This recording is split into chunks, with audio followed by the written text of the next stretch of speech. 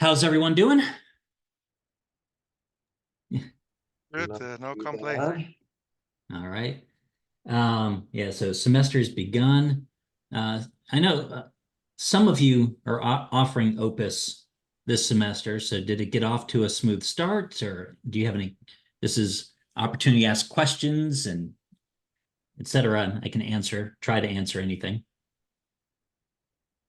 One of my big ones is I started up at Wesleyan with it, and WebAssign would not recognize your coursework, and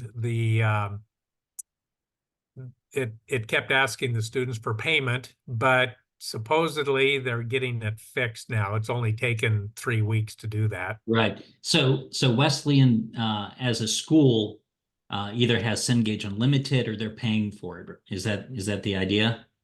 It was supposed to be done through the bookstore, Okay. and what Okay. this, after the open period, then it would be billed through the institution.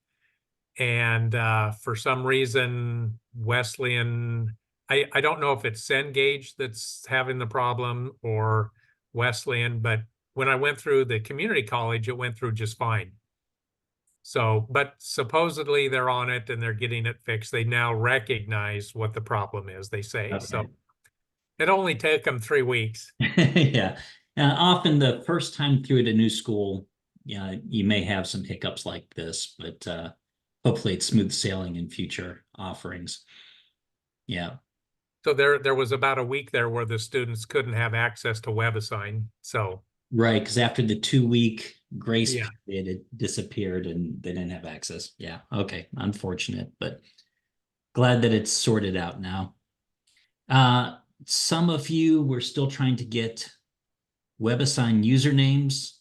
I think they were all resolved except you, boss. They did resolve it in the end, didn't they? I don't think I've hooked you up to the course yet. Yeah, I didn't. I checked a few times last week, but unfortunately, I didn't able to see the content. But I can log in, but I don't see the content yet. Yeah, I remember I got an email earlier in the week.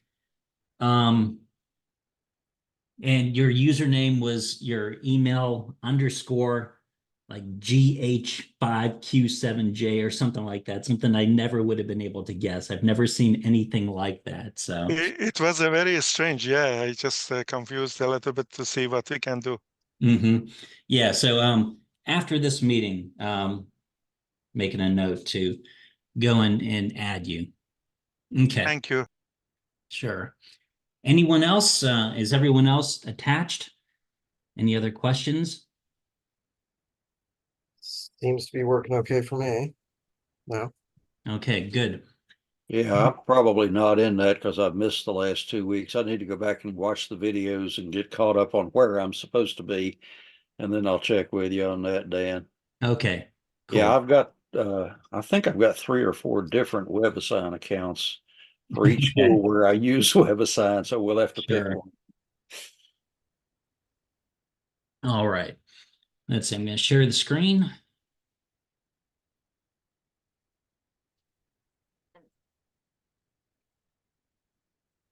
And then give me a second to adjust you all here.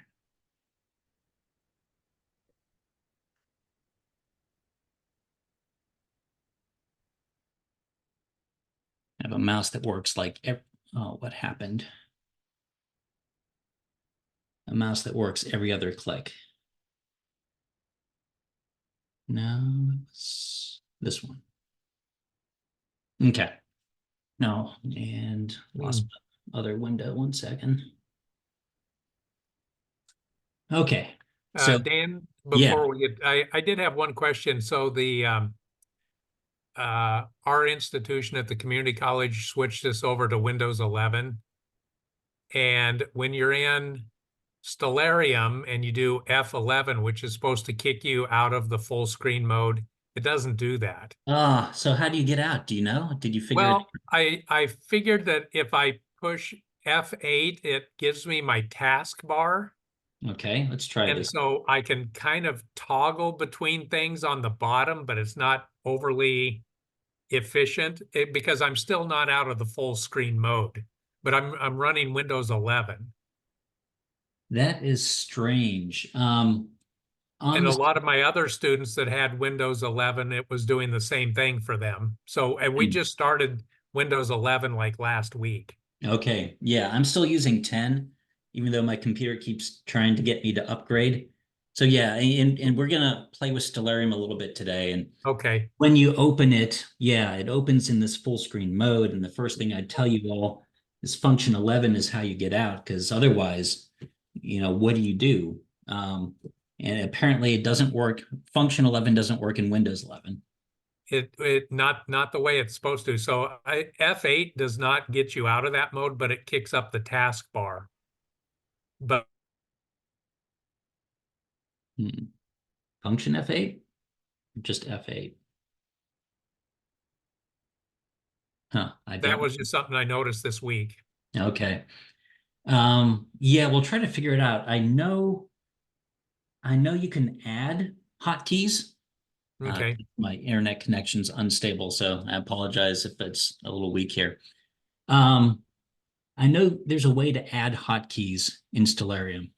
Because once I was giving a workshop, and just hours before my workshop, I lost like two lines of keys on my keyboard, like WSX Alt F2, and so I lost a lot of control, and I figured out a way to add a hotkey so I could still do things. So that's another possibility. Okay. Let's take a look at our announcements, and then we'll jump straight in. So videos, the video from last week is here. And of course, the videos from prior semesters are there. We're about a week behind where we normally are. And so if you're offering it this semester and we're too far behind, you can go to the previous playlist. And I've shared these links before, so I won't put them in the chat so you can stay ahead. Let's see, what else do we have? So last week, here we are in WebAssign. I've already opened up Lab 1. Shrink this a little bit.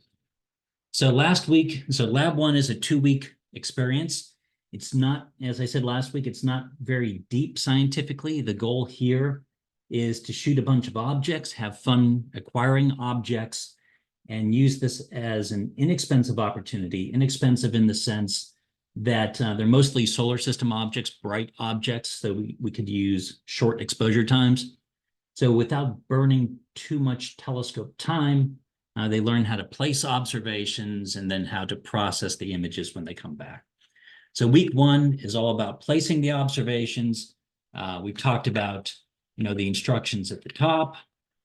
We talked about the background sections for Lab 1. That's only in Lab 1, week 1, do we have the background sections. And then the procedure sections for week 1 was, how to observe with Skynet and how to check your images when they come back. And then we put in lots of images of planets, moons, dwarf planets, a few deep sky objects, burning a little bit more telescope time there. The dwarf planets are also somewhat expensive.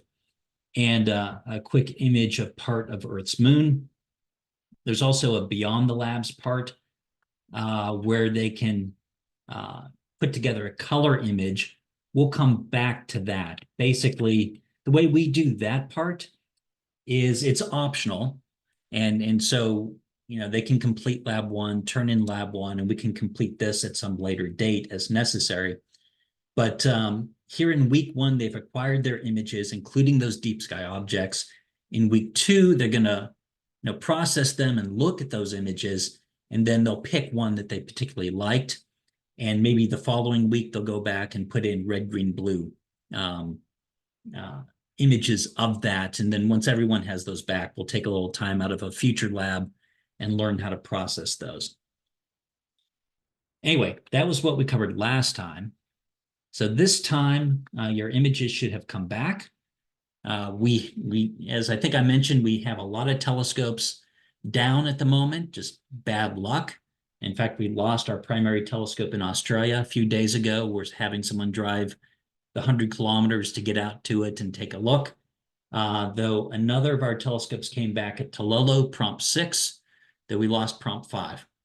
So our best Southern Hemisphere telescope at the moment is Prompt 6.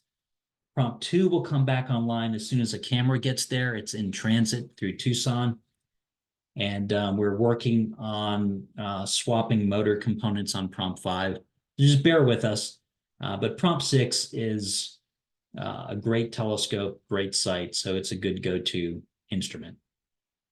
And then we have the non-prompt telescopes. You know, if we're getting, Brad, go ahead. I see your hand. I just remembered last week you said to submit preferably with, for observations with the prompt telescopes. Is that only the ones that have just prompt as the name or anything with prompt in the name? Yeah, anything with prompt in the name. Okay, so the one in Saskatoon is. Saskatoon is online as Okay. well. Yeah, right now the two prompt telescopes that are online are Prompt 6 in Chile and Prompt USASC up in Canada. And then we have the non-prompt telescopes, and really Prompt 6 and Prompt USASC should be able to handle the load for all the user base. We do this thing called linking. So if lots of people put in identical requests, we just observe it once. And so we can handle the load for, like, it could be if all your students put in the exact same request, we just shoot it once and they all get the same image. So actually those two telescopes should be able to keep up with the demands of all 30 institutions. But if there was ever some difficulty, you can go to the non-prompt telescopes. The one in Poland, I think it's OUAJ or something, is very good. Triple RT in Virginia is good. RCOP in Perth is, decent. The Moorhead Telescope, the Campus Observatory in Chapel Hill is online. So, those telescopes work as well. Anyway, let's see. So, yeah, observations should come back. I did not put in a full set. Hopefully you all did. But I just have the two observations I put in as demonstration last time. So let's see how they turned out. And so this was Saturn. It was taken by the Meckering Australia telescope.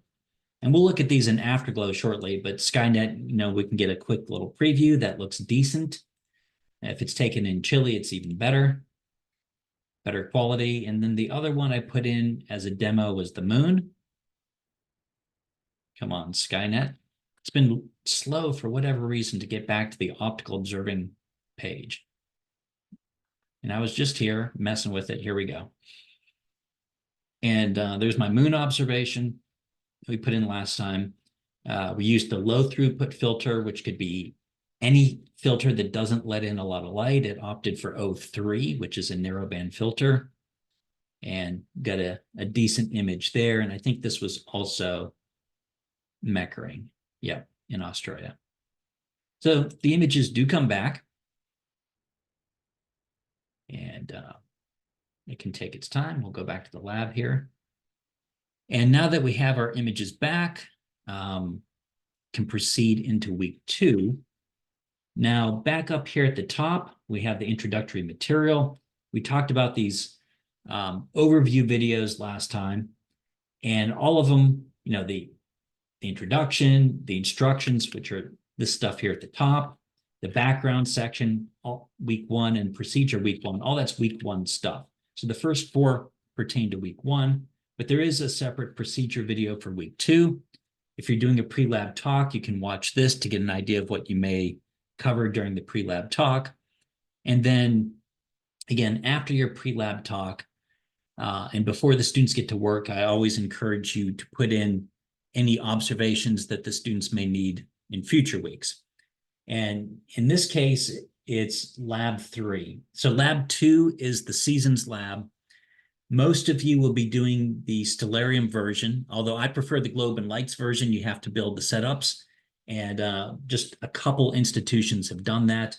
And if you ever want to do it, email me. I'll give you the parts list and all that.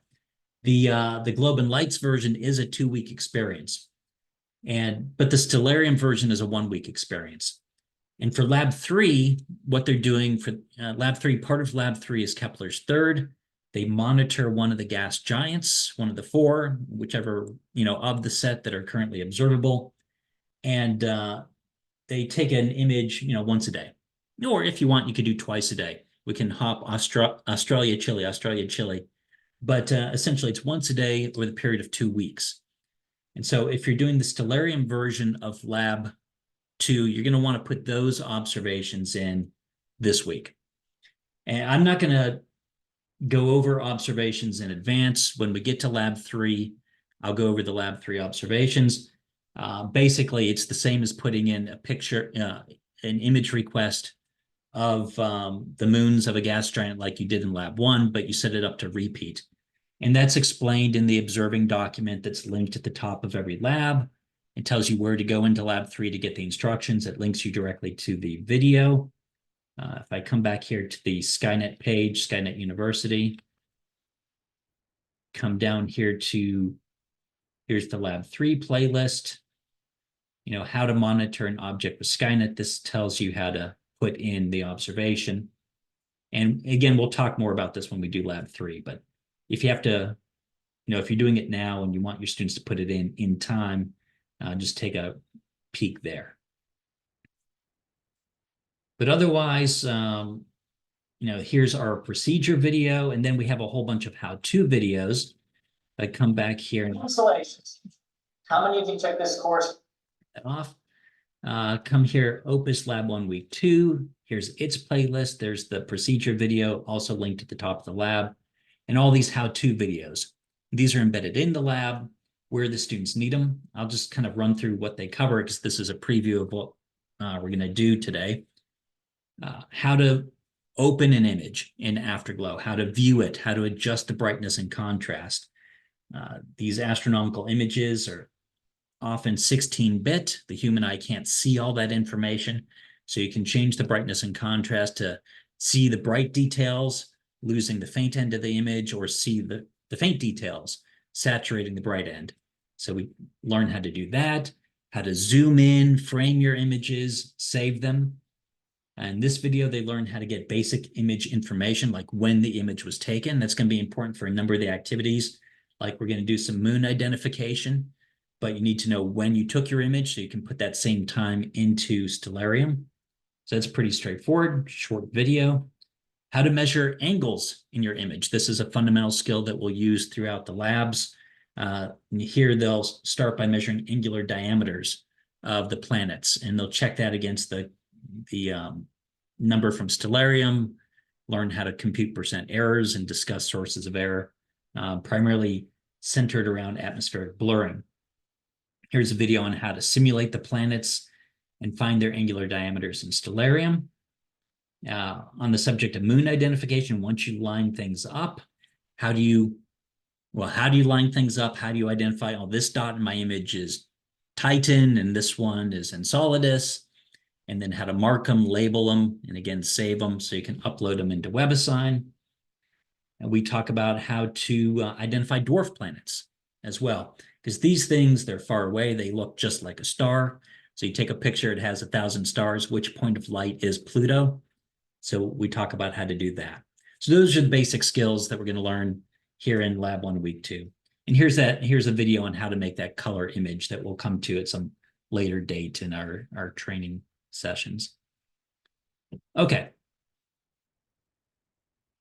So let's hop down to week 2 and start going through these sections. The first one is planets and dwarf planet images.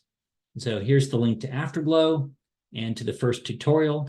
Again, it's how to open and view your images, adjust brightness and contrast, zoom in, save as JPEG, etc. So let's just go straight to Afterglow. And when you go here initially, actually, let me just kind of log. Probably didn't log me out. But you go to afterglow.skynet.unc.edu. And if you are logged out, instead of it doing this, it will take you to a login screen. And there's a button saying login using Skynet credentials. Just click on that. And if you're already logged in Skynet, it will take you straight through. If not, it'll bring up Skynet. You do your regular Skynet login, and then it takes you in. Same username and password gets you in here. Okay. I should also point out, occasionally, you know, there can be problems. Maybe our server goes down. So we have a second version of this. Instead of afterglow.skynet.unc.edu, here, I'll copy this and I'll stick the alternative version in the chat. It's just afterglow-dev. Okay, I put that in the chat. So if Afterglow's dead for whatever reason, it does happen occasionally, you can go to Afterglow Dev. It's our dev machine. And we normally don't send students there. It doesn't have as many server resources behind it, but it's good in a pinch. Okay. All right, how to open an image. So initially it's blank here. So to open an image, you come up here to the upper left. The videos are getting a little bit old, and so opening was a little bit different then. But it's pretty clear, and I think I've marked in the video where it's moved to, and I will be reshooting some of these Opus videos in the next year or two. So open files takes you here. Again, the whole thing's web-based, and the beauty of this is it's directly connected to the Skynet database. So they don't have to download their images from Skynet and upload them here. They come here, and now if you can get many layers into the tree, you can always come back to the beginning here by clicking on files. It gives you kind of a breadcrumbs listing as you go farther into it. There's a sample directory with sample images that we'll use for some things. Skynet, this is where they can find their data, and there's also a workspace where they can save their data. But this is used more in the MWU course where they're doing astrophotography, and it's many hours of combining things, and you want to save that. These things that they're doing in Opus are much simpler, and often they just get the result and just save a JPEG screenshot to upload into WebAssign. Anyway, let's go into Skynet here. You'll see three things: user, group, and collaboration. User is their own observation.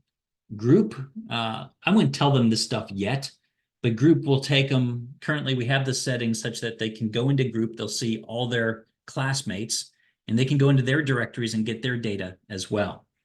And sometimes that's useful. Sometimes someone didn't get something, and you say, okay, just use Sarah's over there, and they can navigate through and get it.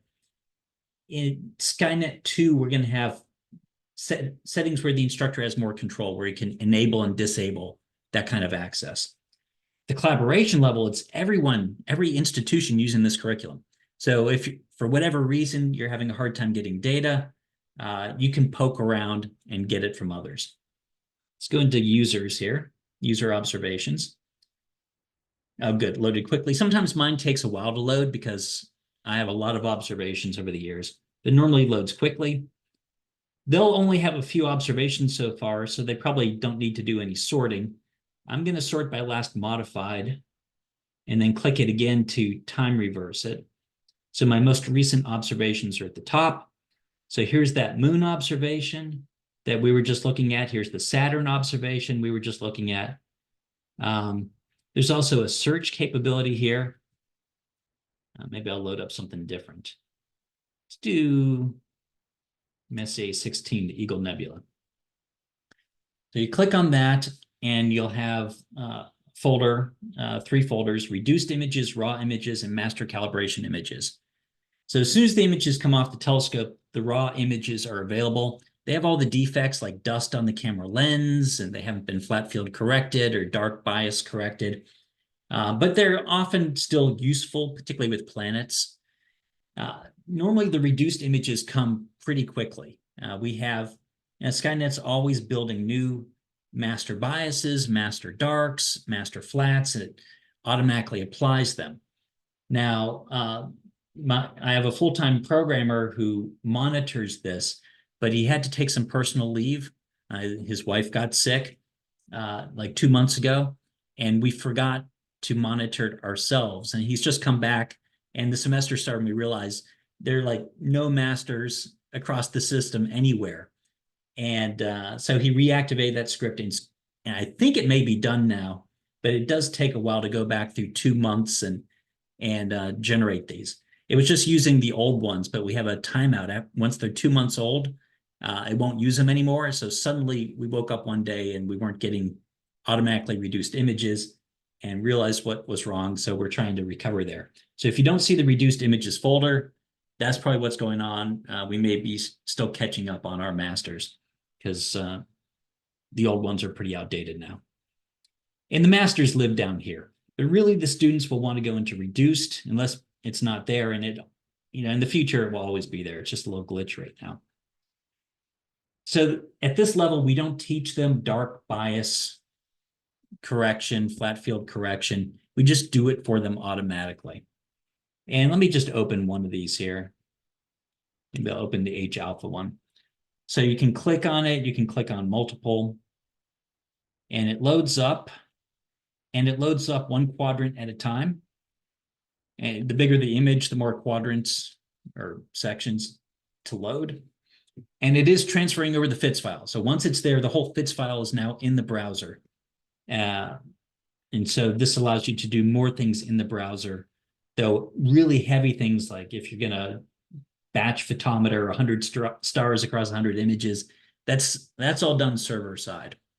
My programmers have been pretty clever about this, about what things are better to do browser side versus server side. So this is just an example, Eagle Nebula. This camera had a bad column. We actually have some fancy tools to correct for that stuff, but it's not really an OPIS level thing. And the controls, it's like Google Maps. You can drag it around, zoom into any particular point. You have controls down here to reset the zoom to its native scale, zoom to fit. You can zoom in and out using the buttons. You can also do it with like your mouse pad, but it's a little harder to control on the finger pad.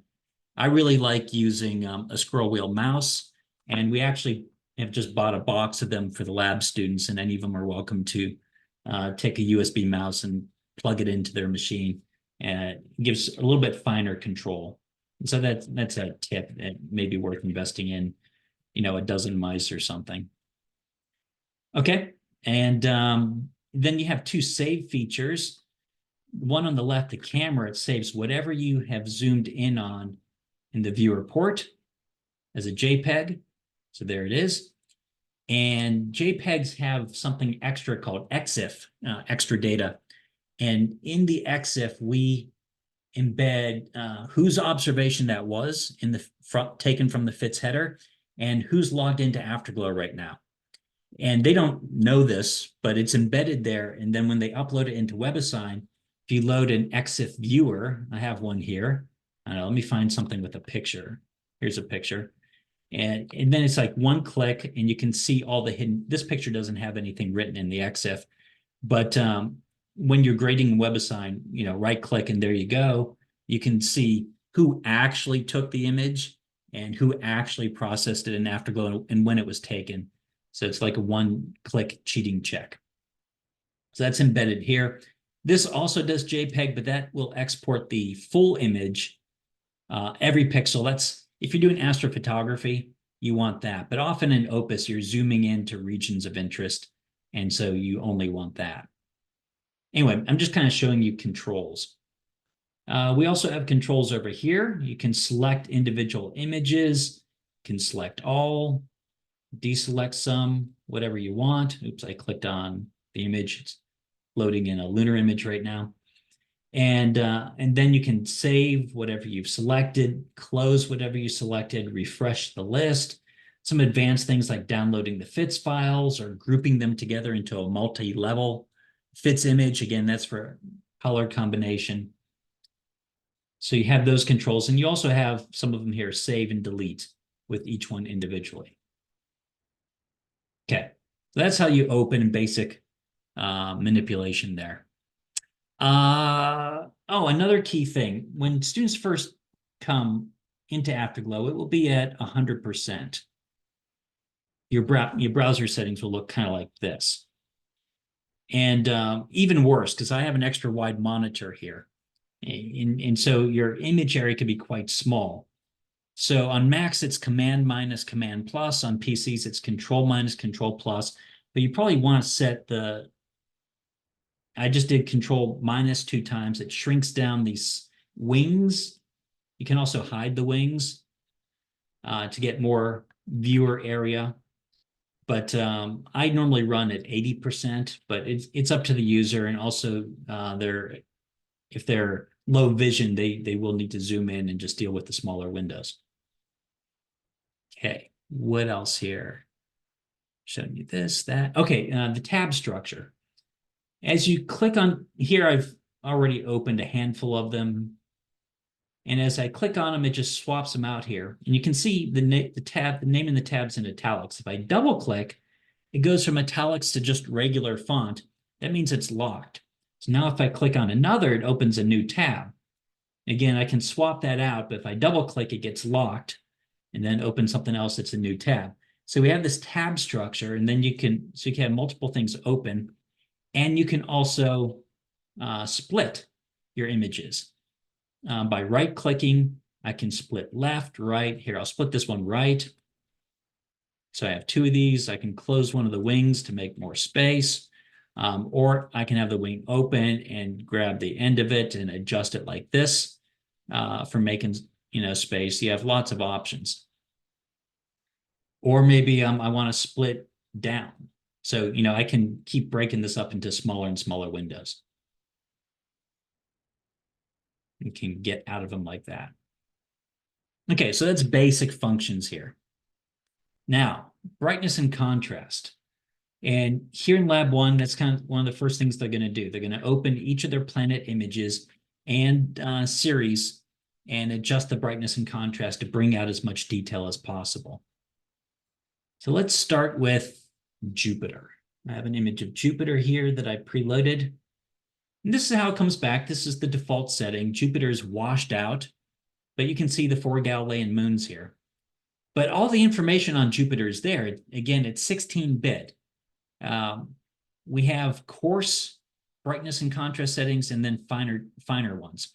The coarse ones, I can hit faint. That goes in the other direction. I'm really seeing the sky glow as the bright light from Jupiter comes down. It rattles through our atmosphere, making this halo. And on the faint setting, it just the halo is so bright it dominates everything.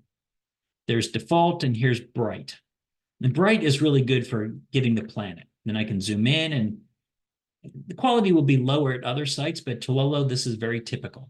And so it's pretty good. There are a lot of astrophotographers who do planetary imaging, and that's a whole different game. They're shooting thousands at video rates and doing a lucky approach where they throw out most of them and then stack just the ones where the atmosphere stood very still. We're not doing that kind of stuff in OPIS. They're single shot. These cameras are meant for faint science. And we're just kind of having a little bit of fun shooting some planets. So they're not going to be the highest quality images. This sets the expectation. That's coarse adjustment of brightness and contrast. Here's the histogram. It's showing you the number of pixels in each bin and the brightness. So here at the faint levels, this is a logarithmic axis. So we have a lot of pixels with low pixel value and a small number of pixels with high pixel value. And those are all sitting here on Jupiter, the moons. Fine control, brightness and contrast is really just about the background level and the saturation level. Let me go to something else. Let me go to maybe that image of Messier 16, Eagle Nebula that I brought in here. Or actually, let's do the tarantula. That's a good one for this. And put on default for the starters, or there's faint that really brings out the outskirts but saturates the middle. You got bright, you lose everything but the brightest parts of it. But you can also adjust these things here.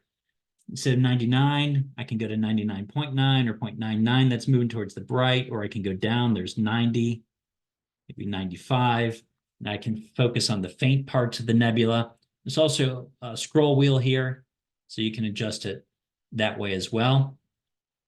Background, let me go to faint here. The background, it's currently at 10%. If I increase this, 10% means the faintest 10% of the pixels are being colored black. And now I've upped it to 92, so 92% of the pixels, you never want it that high. So let me bring that back down, bring it down maybe 20 or something. And, so if your background's too bright, this is aesthetics, of course, or too bright, you want to dim it, you raise the background. So you have fine control as well. You also have different stretch modes. This is linear, but sometimes something like hyperbolic arc sine. Here, let me go to default here. And let me go back to linear. Hyperbolic arc sine is kind of good for bringing out the faint end without too crazy saturating the center. Square root, similar. Logarithmic really brings out the faint end. In this case, I may want to increase the background level, 30, 40, that kind of thing. There's also a mode here called midtone. And often when you change modes, you have to hit the default for starters. Midtone has something called a control point. There's an extra box. Here's background, here's saturation. There's one in the middle called midtone. And here, what's great about it is you can see the faint end and the bright end. And you just move the control point around. Here, we'll focus more on the bright stuff. Here, I'll go the other way and we get the faint stuff, but you see the bright stuff doesn't saturate. So you have those options there. You have an inversion possibility. Oh, inversion doesn't work with midtone, but if you go back to any of the others, you convert your image. You have color palettes if they want. This is really just aesthetics and fun. There's a rainbow color palette or a heat palette. These are not true colors. For that, you have to do a red, green, blue combination, which we'll get to in time. Those are your basic brightness and contrast. You can also do rotations here, flips, mirrors, etc.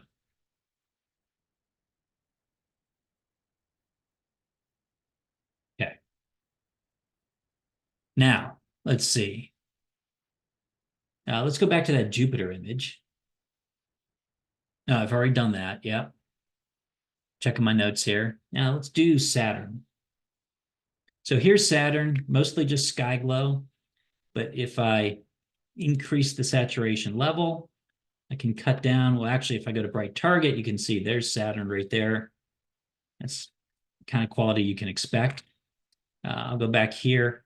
But if I'm going after like the moons, I can see some moons here, but some are maybe lost in the sky glow.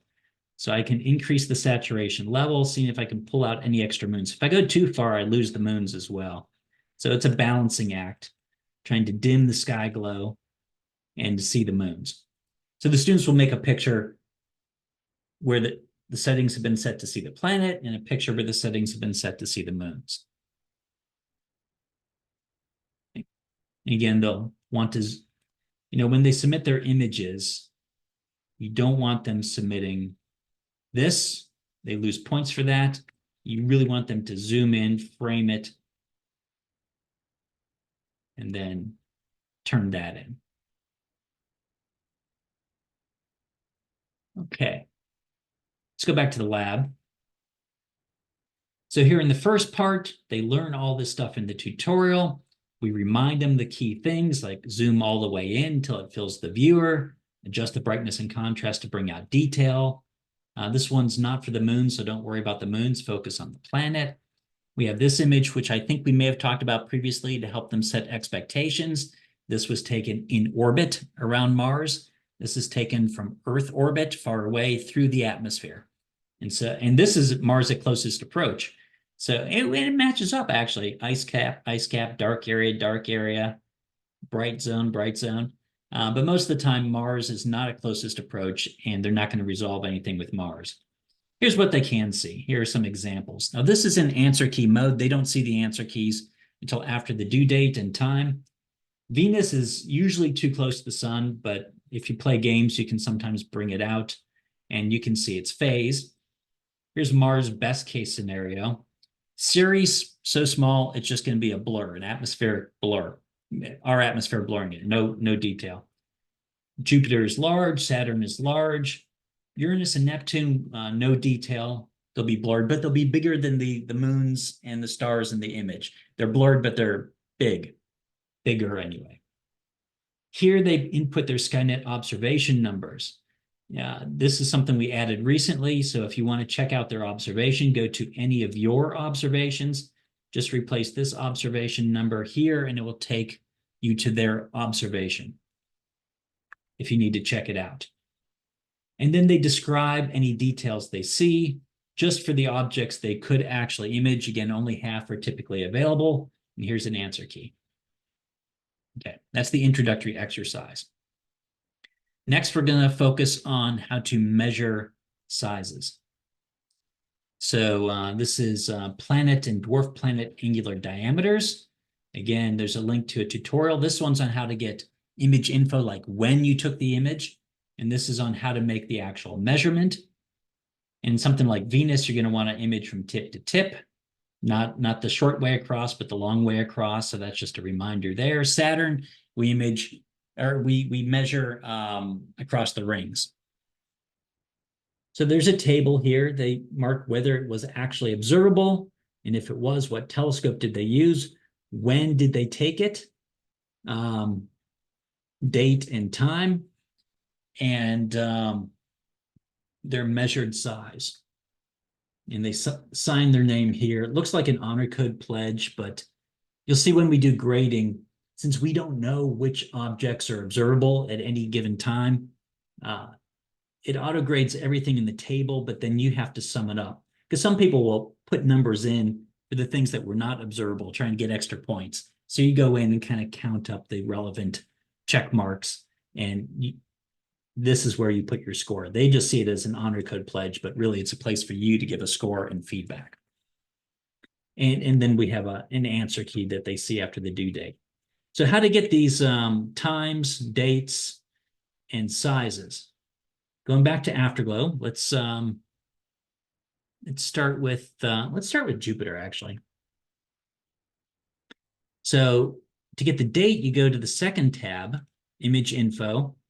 Look for the center time. We have it in Julian date and also just year, month, day, hour, minute, second. And it's here, it's in GMT 0, that's universal time essentially. And so that's what they're going to be putting into the lab in the table, date and time, universal date and time. And then to measure it, the measurements in arc seconds. So for that, you go down to the fourth tab, this plotter tool, and they click on one side, click on the other, and scroll down here, and the length in arc seconds was 46.5. That's how they get that. We don't do this in this lab, but it's kind of fun. Jupiter is a rapidly rotating ball of gas. So it's an oblate spheroid. It will bulge at the center. And so here I went from pole to pole. It's 44.5 instead of 46.5. And Jupiter is about 6% oblate, and you can actually see it in your images, which is kind of cool. Now, of course, where you put the end is a source of error. And it's one of the sources of error they talk about when they, in the sources of error part of this lab, because the edge is blurred by the atmosphere. So where do I call the edge? That's a judgment call. It's pixelated. So that's a source of error. Okay, that was Jupiter.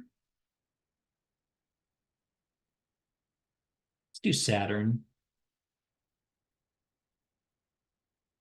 In this case, we're going from, with Saturn, we're including the rings. What we get, about 37.5 arc seconds. Okay. And here's the information as to when it was taken. So now let's move into, they put their measurement here. The next part is they're going to go Stellarium and check it. So let me show you how to get that measurement in Stellarium. So here's Stellarium, F11 to get out of full screen. Unless you're in Windows 7, then we don't know how to do it yet.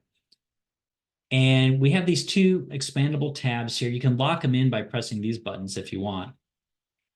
And the first thing you want to do is just get rid of the ground and get rid of the atmosphere. You don't have to set this up for the location, right? We have telescopes all around the world. What telescope was used to take the image? It doesn't really matter if you just get Earth out of the way. Still, we're going to go to the location window, not to set a location on Earth. Doesn't matter if Earth has disappeared, but to change the time zone to universal. Come down here. You want UTC 0 or just UTC. Make sure daylight savings is off. You close that, and now everything's in universal time. Now match up with their times in Afterglow. And let's see. We're looking at Saturn. So I'm going to search for Saturn. There it is. I'm going to zoom into it. And another, if you zoom too fast, it sometimes fails to paste in the picture. There it is. And another hint, there's a little icon down here. It's a mount. You click that, it puts it in equatorial mode, and that's the orientation of the images from Skynet. Sometimes there may be like a rotation, 180-degree rotation, but otherwise it's lined up. So the last thing we need is the time that our image was taken. So let's go back to Afterglow here. I'll put both of them up. And it says here, this image was taken in 2019. Again, time is the second one here. October 18th. And 2,300 hours, 58 minutes. And the seconds don't matter. Okay. So does this, well, two things. So right now we're just trying to get the angular size. This will also be important for when we do moon identification. Let me close, trying to close that one tab. Strange. I locked it open, but I can't seem to unlock it. Oh, there we, oh, I guess you have to unlock, I don't know. Crap. Click on Saturn again. And so angular diameter by itself and with the rings, it says, with the rings, it says 38. 0.04. And what did we measure again? We measured 37.47. Pretty good. Again, it really depends on your definition of where the edge is, that kind of thing. So in the lab, they enter stellarium's value, they calculate percent error. Now, we had lots of debates with the educator community. Instead of like measured minus true, it's now measured value minus professionally best determined value, because what is truth? But anyway, it's there. And we also have a sheet of example calculations, at least in the first couple and the last lab. And we will in all the labs once I've finished updating them. So they calculate the percent error, and they do an example percent error calculation. And then here's their first sources of error response. And note we say human error, measurement error, calculation error are not valid sources of error. Made calculation error, go back and recalculate it. Made measurement error, go back and remeasure it. Made a human error, go find another human to help you do it correctly.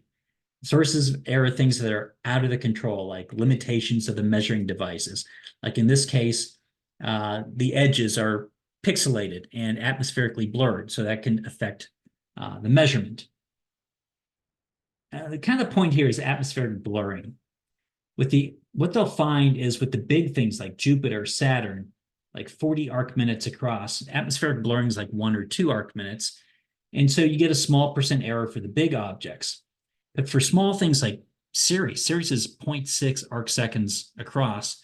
Throw in 1 to 2 arc seconds of blurring, it's going to have a percent error like 700-800%. And they're going to say, oh no, I must have done it wrong because my percent error is huge.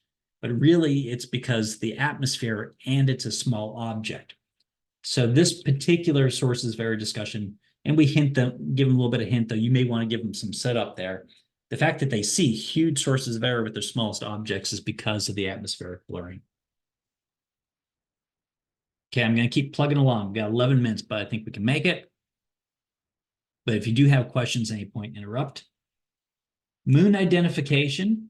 So we've kind of set this up now. This matches our image. Let me make it a little bit smaller. And so I'm going to zoom out here. And I'm going to go back to default brightness. I'm going to maybe increase the saturation level, dimming down the Saturn sky glow, but not losing my moons. Okay. And I just compare it to Stellarium. So that's Titan, Tethys, Rhea. think Enceladus is lost in the sky globe, but this right here is Dione. This has no label, so it's a background star. And way up here, we have Iapetus and another background star. There it is, Iapetus and a background star. So what they do now is they mark. That's the third tab, mark and label. This one here. Let me get rid of that. A little hint is you can turn centroid clicks on, and then you don't have to hit it precisely. It will center it for you. Click it again, and this is Iapetus. I think that's how it's spelled. Yep. And they do this for all the ones that they can identify. This one was Titan.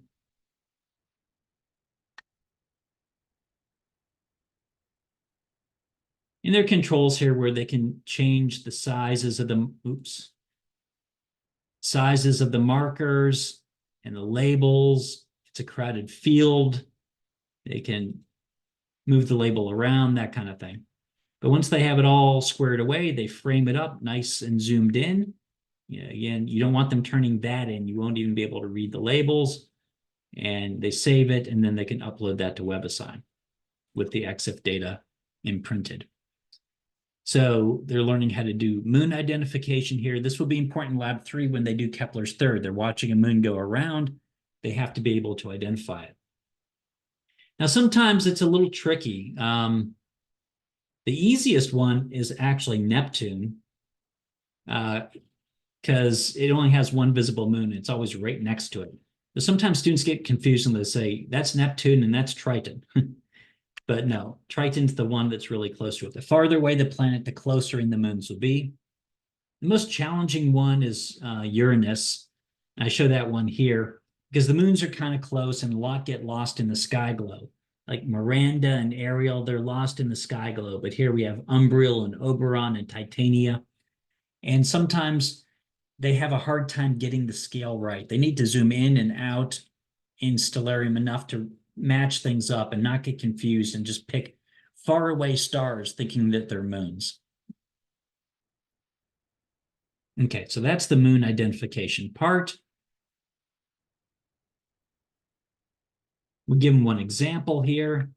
And then this is answer key mode. They can't see it, but it gives you an idea. See how the moons get closer and closer and closer to the planet as the planet's farther away. Angularly closer, of course. And they're also inputting the date and time. So when you're doing grading, if you have a dual monitor setup, that's the best. You put Stellarium on one and the WebAssign grading on the other, and you can just quickly type in Saturn, this date, Neptune, that date, and you can check. And I grade pretty leniently, particularly if there are background stars that can confuse them. They put the observation numbers here in case you need to check out their observations. Okay, lastly, we have dwarf planet identification and the deep sky images. Let's look at the deep sky images first because it's super easy. These are just their pretty pictures. They did one star cluster, one nebula, and one galaxy. I think those were the categories. And again, this is just brightness and contrast, bringing out details, faint stuff versus bright stuff. They make it as pretty as they want. They upload them here. There's also one for Earth's moon because it's big, and they can do that here as well. And the Skynet numbers. With each of these things, like back with the moon identification, each moon they find, here each dwarf planet, we ask them for one fact. Again, this is not a very deep lab scientifically. It's about learning the skills. But if they discover something like, oh, I just found this moon in my image, we have them go to, they can go to Wikipedia or online and learn something, just one thing about that. And they stick these facts here. Now, let's do the dwarf planets. That's the last bit here. Let's play Where's Waldo with Pluto. Again, we have the tutorials and the reminders post-tutorial, but this is basically how it goes. So here's an image of Pluto. It's in there somewhere. You can see we have a bad column on this one. Which one's Pluto? Well, if our telescope's pointed perfectly, it would be the one at the center. But our telescopes never point perfectly. So what we do is we open the Digitized Sky Survey. Come over here to the gears and import DSS. And the first one is use intended pointing for image center. So instead of loading an image centered as your image is centered, it will center it on the intended pointing, which was Pluto, the dwarf planet. We also have them do Haumea and Makemake. And sometimes they work, sometimes they don't. But I'll import the DSS. It's a third-party service, so sometimes it does go down. So just be aware. And I'm gonna split screen. Maybe I'll stick it on the right. And then there's this thing here, sync orientations. That's great. So now they're both in the same orientation. Actually,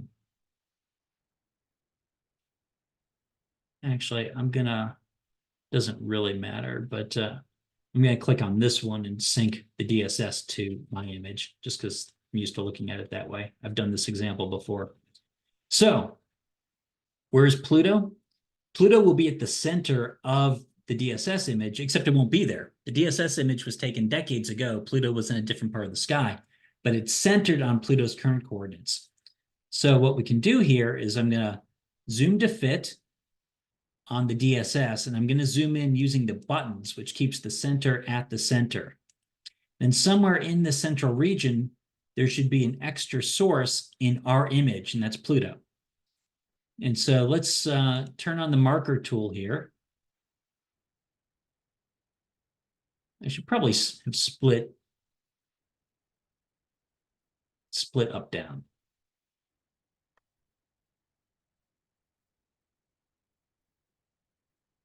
Given the shape of the field here. Okay, and then marker tool, Centroid clicks on. We tell them to mark some reference stars first to get their bearings. This one's that one. This box is this box. These two are these two.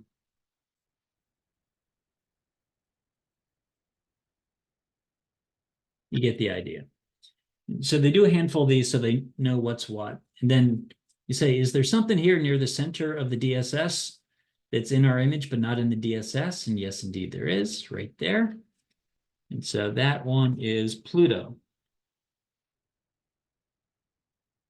And then they frame them up and save, and those get uploaded into the WebAssign environment. That one's easy. Haumea and Makemake, they can be faint, and it depends on quality observing conditions. Sometimes it may not work. But they put theirs and the DSS here, the observation number of their image, and a fact about each dwarf planet. And that is Lab 1, Week 2. The basics tool skill building. I'll shut up and give you a chance to ask questions.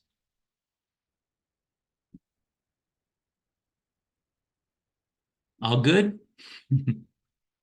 So practice, if you haven't done it before, practice these things. Hopefully you acquired your own set of images.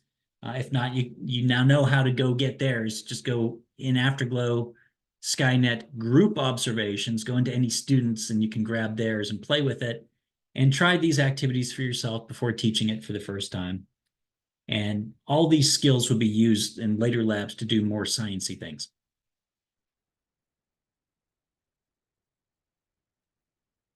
Thanks, All right. Dan. Sure, my pleasure. I'll stick around if there are questions, but otherwise I'll see you next week. Next week we will do Lab 2, and we'll do the Stellarium version since most of you are doing Stellarium. Though I'll probably mention about, again, why I like the globe and lights better. But this is not a Skynet lab, but it's a nice thing to do while they're collecting that Lab 3 data. So we'll do that next week. All right. See y'all.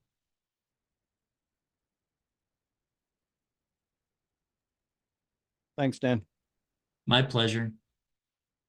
Dan, I was just going to ask you if you remembered how to set up a key in Stellarium. Right. Let's see. I don't, but look, there's a way to do it.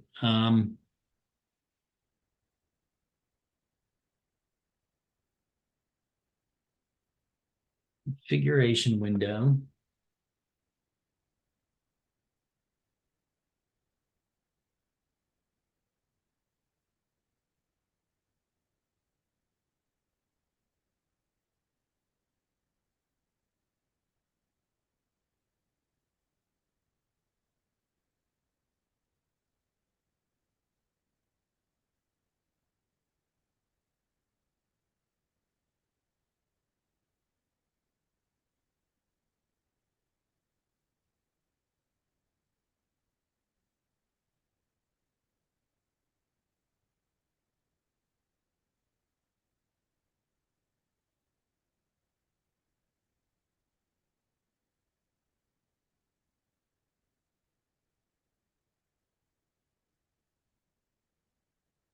What's the scripts one? I don't think that's it. Okay. Tools. It's gonna be something under like keyboard. Set keyboard focus to the.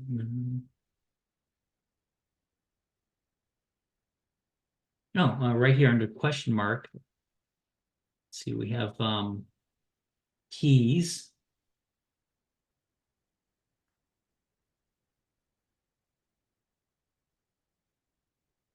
So full screen mode F11. So edit Oh, key. yeah, edit keyboard shortcut. Mm-hmm.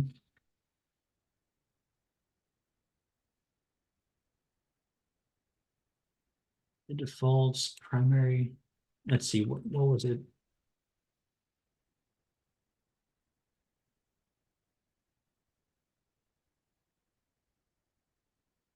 Well, full screen mode's what it's called. Full screen mode. Primary is F11. And you'd have to pick something that's not used elsewhere. That's the trick. I'm just gonna try. I don't know if it does special characters. Let's try. I know whatever I pick is going to be used elsewhere, but let's do like a right bracket. That seems. Oops.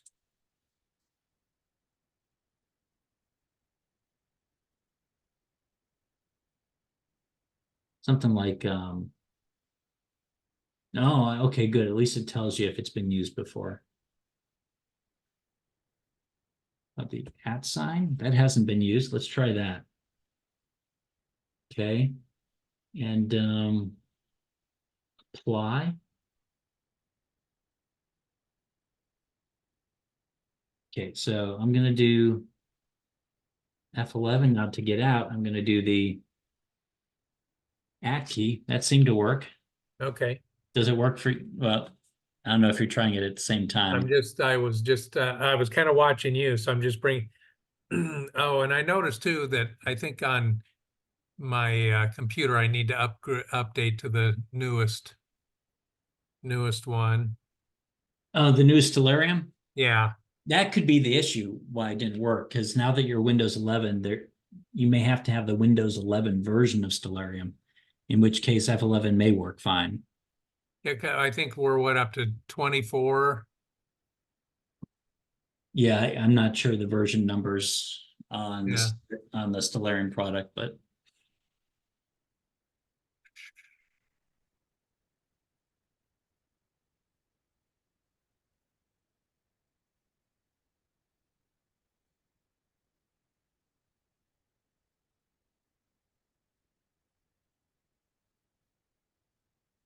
Because I thought I did download it and put it on here, but our institution does not let us mess with our machines very much. yeah. So when they said we're going to, okay, so I'm doing, yeah, F11, I'm not getting anything there.